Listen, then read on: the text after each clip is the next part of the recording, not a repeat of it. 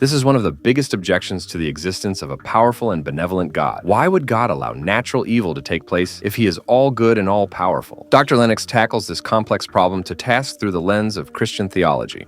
What faces everybody is a mixed picture. I call it beauty and bombs. In other words, we look at the world, we see some beautiful things and we see some horrible things, especially these days. And any worldview has got to take that into account. That is a fact.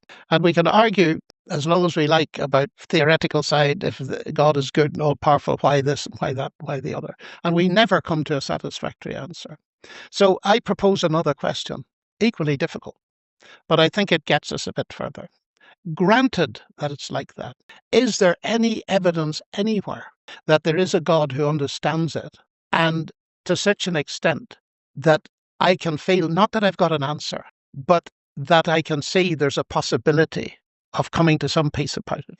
And my answer to that is that yes, I think there is. And it's the fact that the God presented in the Christian Gospels is a God who in that sense has suffered, because the central claim of Christianity is that God became human and that Christ is God. So crudely put, what is God doing on a cross? Well, one thing it certainly shows me is that God has not remained distant from human suffering, but has become part of it. In fact, if there is no God, the problem of theodicy doesn't exist anymore. If the world is simply a random product of time plus matter plus chance, the natural suffering in this world is nothing but arbitrariness. Now Dr. Lennox shares a moving story of how he met a widow after the earthquake in New Zealand in 2011. And the very interesting thing, Alex, is that in 2011, I arrived in New Zealand 3 days after the earthquake, and I had to meet people who were really going through grief and so on.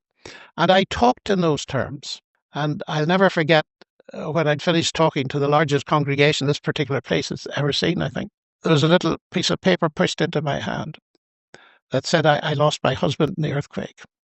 And what you said about the cross has given me the first glimmer of hope. And it ties together something you said just a few minutes ago, which I'd love to discuss in detail, but it would have to be another time. If the cross were the end, we'd never have heard of Jesus. And so for me, the resurrection becomes the central thing. Mm-hmm. And it's what the apostles preached. It's what Jesus claimed. It's evidence that he was who he claimed to be. And it has those two dimensions. It has the intellectual dimension. How can you possibly believe that Jesus rose from the dead when we know the laws of nature? Hume.